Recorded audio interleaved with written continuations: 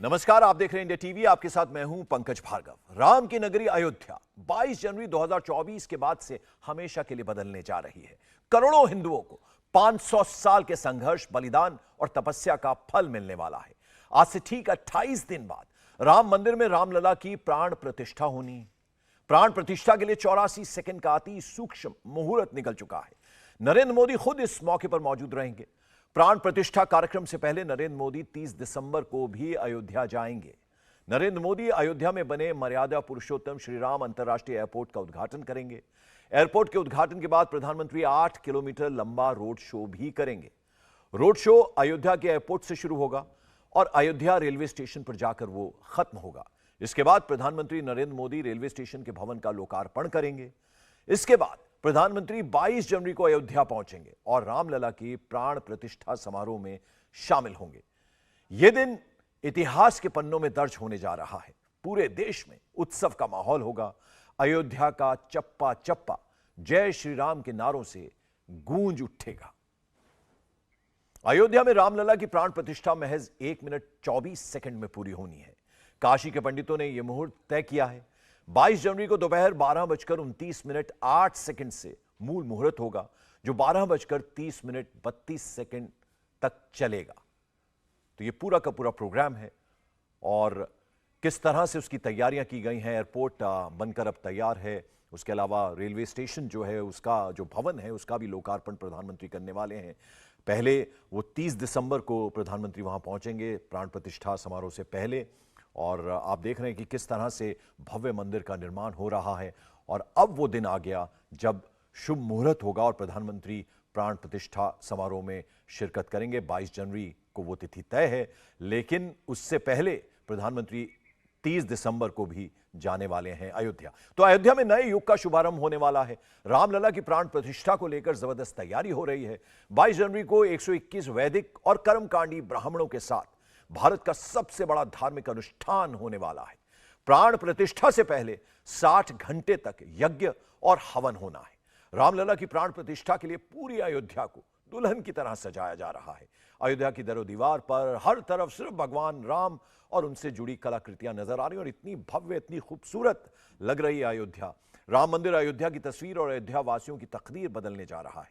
शहर को नया एयरपोर्ट, भव्य रेलवे स्टेशन मिलने वाला है, तो वहीं एम्प्लॉयमेंट यानी रोजगार के भी जबरदस्त अवसर खुल चुके हैं। अयोध्या आने वाले जो श्रद्धालु हैं और जो सैलानी हैं यानी टूरिस्ट हैं, उनके लिए मुंबई और गोवा की तरह वाटर स्पोर्ट्स का इंतजाम किया गया है। जो आप तस्वीरें देख रहे हैं अयोध्या के गुप्तार घाट की हैं, जहां इस वक्त सरयू नदी पर वाटर बोट और पावरफुल स्टीमर्स दौड़ रहे हैं। और इन तस्वीरों की कल्पना शायद किसी भी अयोध्या वासी ने इससे पहले नहीं की थी। उन्होंने सोचा भी नहीं होगा कि एक दिन अयोध्या विकास के पथ पर इतना आगे बढ़ जाएगा। लेकिन मोदी और योगी की जोड़ी ने यानी डबल इंजन की सरकार ने यह पॉसिबल करके दिखाया है। अब देखिए अयोध्या उत्तर प्रदेश सरयू नदी पर किस तरह से स्टीमर्स और बोट्स जो हैं वो नजर आ रहे हैं।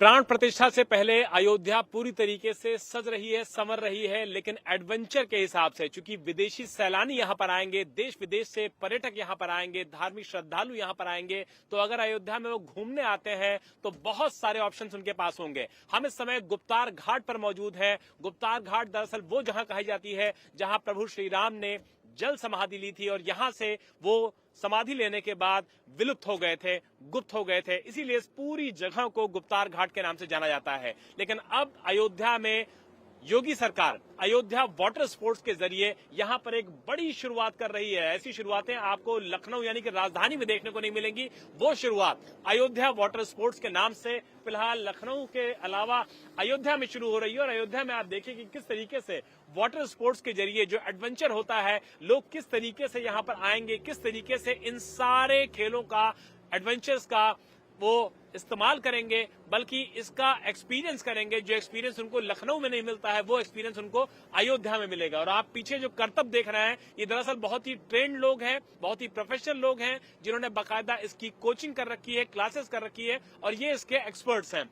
जब लोग यहां पर आएंगे तो निश्चित तौर पर उनको इन सारे वाटर स्पोर्ट्स का अंदाजा भी नहीं होगा कि अयोध्या में आने पर गुप्तार घाट में उनको इस तरीके का एक्सपीरियंस मिलेगा। और जब लोग यहां पर आएंगे तो सिंगल ड्राइव भी करेंगे, वो जैसे कि सामने आपको नजर आ रहा है। और जिस अभी हम बोट में बैठे हुए हैं, पूरी फैमिली कैपेसिटी है यहाँ पर, पूरी फैमिली के बैठने की, फैमिली के लोग बैठेंगे और गुप्तार घाट में किस तरीके से एडवेंचर करेंगे। ये विजुअल्स, ये तस्वीर बताने के लिए काफी है कि अयोध्या का डेवलपमेंट किस तरीके से किया जा रहा है। हाई स्पीड है और इस बोट में बैठ करके आपको बिल्कुल फील नहीं होगा कि आप किसी छोटी सी नाव में बैठे हैं। आपको लगेगा आप एक पावरफुल स्टीमर में बैठे हुए हैं, क्योंकि इसकी स्पीड कुछ इस तरीके की है कि आप हवा से बातें करेंगे। और कोई भी एडवेंचर अगर अयोध्या में इस तरीके का होगा, जहां पर लोग आएंगे, परिवार के साथ आएंगे, विदेशी पर्यटक आएंगे, सैलानी आएंगे और गुप्तार घाट पर अगर इस तरीके के रोमांचकारी विजुअल दिखेंगे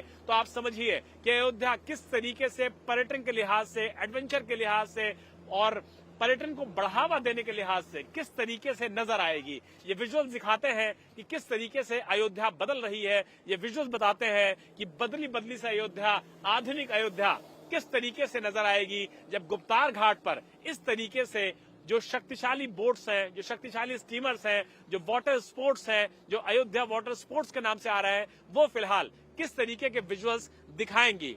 कैमरामैन मकसूद को बोलूंगा कि थोड़ा दूसरी तरफ भी दिखाएं कि आखिर ये एडवेंचर जो हो रहा है ये आखिर किस तरीके का हो रहा है। लेकिन फिलहाल जो भी सैलानी यहाँ पर आएगा वो ये बताएगा कि वो अयोध्या गया था, उसने प्रभु श्री राम के दर्शन किए, उसने श्रीमान के परम भक्त हनुमान जी के दर्शन किए और उसके बाद जब वो गुप्तार घाट पहुंचा तो इतिहास तो उसे मिला ही, धरोहर तो उसे मिले ही, उसे एडवेंचर भी मिला जो दरअसल उसने कभी सोचा नहीं था कि अयोध्या में भी उसको देखने को मिल सकता है।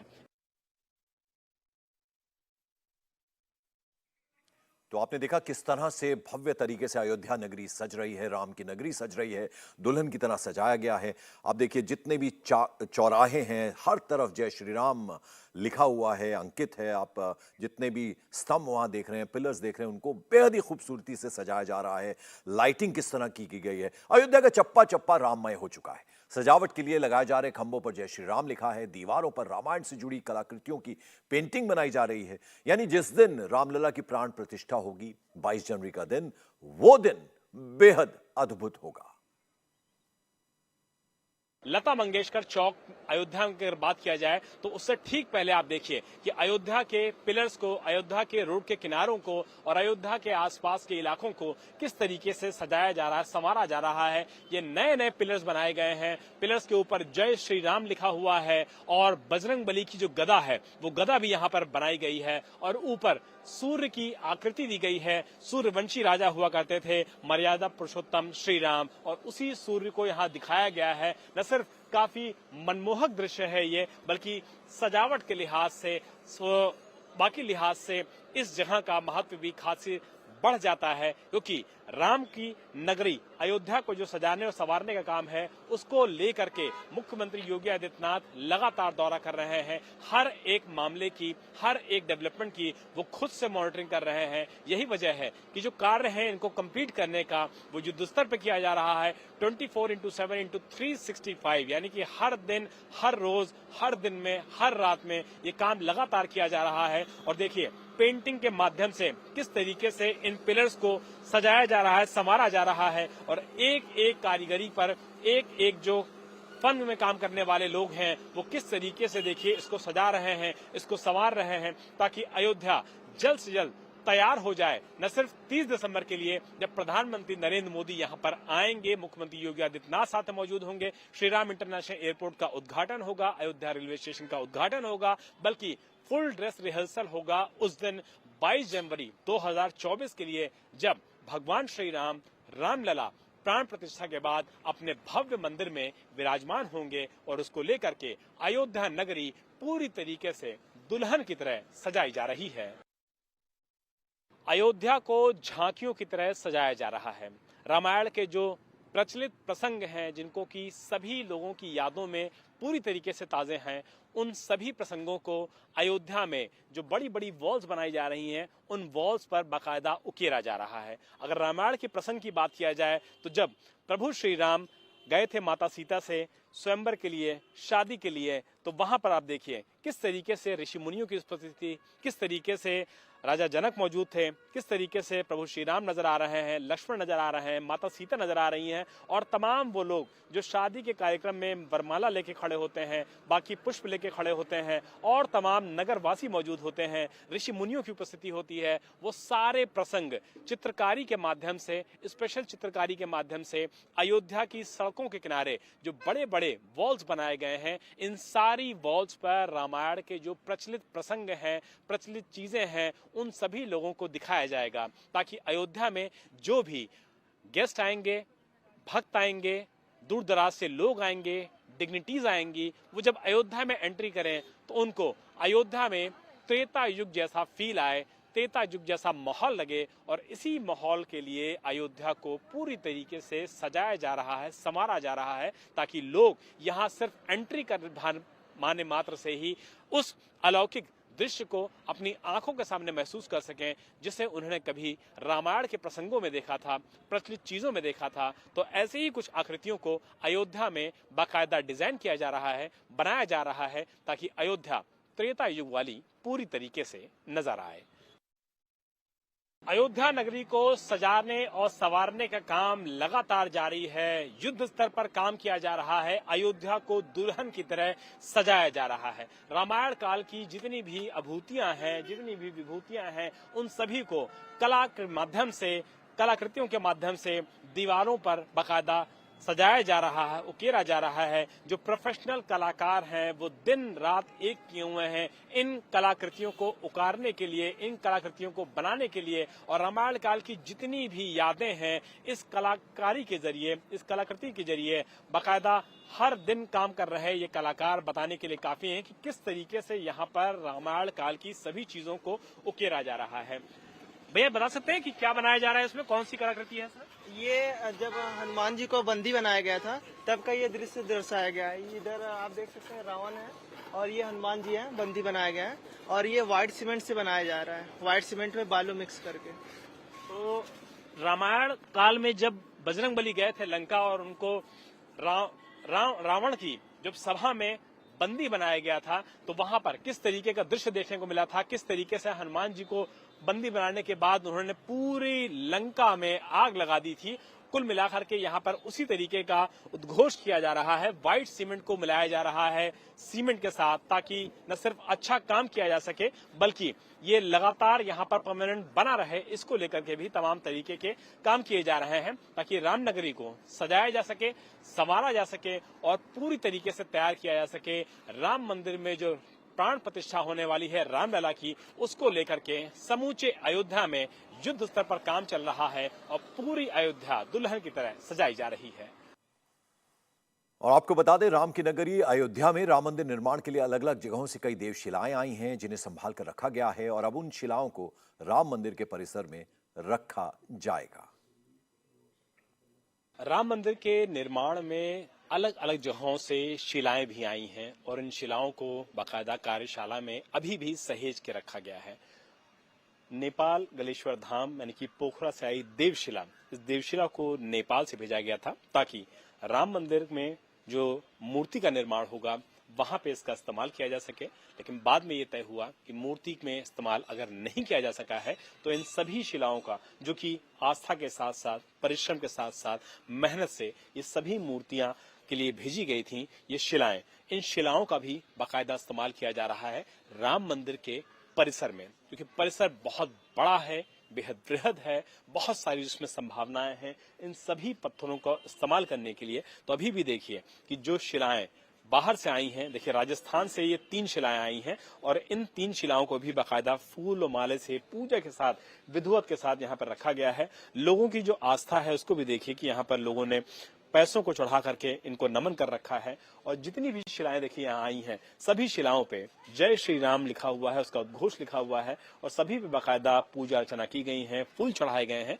यानी कि जो लोगों की आस्थाएं हैं, लोगों का जो विश्वास है, लोगों का अपनी जो भावना है, उन भावनाओं की भी पूरी कद्र की है राम मंदिर ट्रस्ट ने। क्योंकि जो शिलाएं बाहर से आई हैं, दूर दराज से आई हैं, उन सभी शिलाओं को शामिल किया जा रहा है राम मंदिर के परिसर में। ओंकारेश्वर से पूज्य अवधूत नर्मदानंद जी महाराज द्वारा लाया गया नर्मदेश्वर शिवलिंग, देखिए शिवलिंग भी यहाँ पर रखा हुआ है और जो बाकायदा बड़ी शिला आई हुई है, इस शिला की भी यहाँ बाकायदा पूजा की जाती है, अर्चना की जाती है, पैसे भी यहाँ पे चढ़े हुए हैं, फूल चढ़े हुए हैं, ताकि लोगों की जो भावनाएं हैं, उनकी जो आस्था है, उनकी जो सम्मान है, उनका जो भाव है राम मंदिर निर्माण के प्रति, उन सभी भाव को सम्मिलित किया जा सके राम मंदिर के पूरे ऐतिहासिक निर्माण में। और कर्नाटक से जो 3 श्याम शिलाएं आई थी, उनको भी देखिए परिसर में ही रखा गया है, अक्षत चढ़ा हुआ है, फूल चढ़ा हुआ है, पैसे चढ़े हुए हैं, यानी कि लोगों ने बाकायदा इसकी पूजा की है, अर्चना की है। और विधिवत जो पूजा करने के बाद लोग यहाँ से आते हैं और इसे शिला को अपने माथे पर, सर माथे पर लगाते हैं, क्योंकि उन्हें पता है कि इन सभी शिलाओं का इस्तेमाल राम मंदिर का जो निर्माण कार्य किया जा रहा है मंदिर परिसर में, इन सभी शिलाओं का इस्तेमाल किया जाएगा ताकि लोगों की भावनाओं का, उनकी जो भावनाएं हैं राम मंदिर को लेकर के,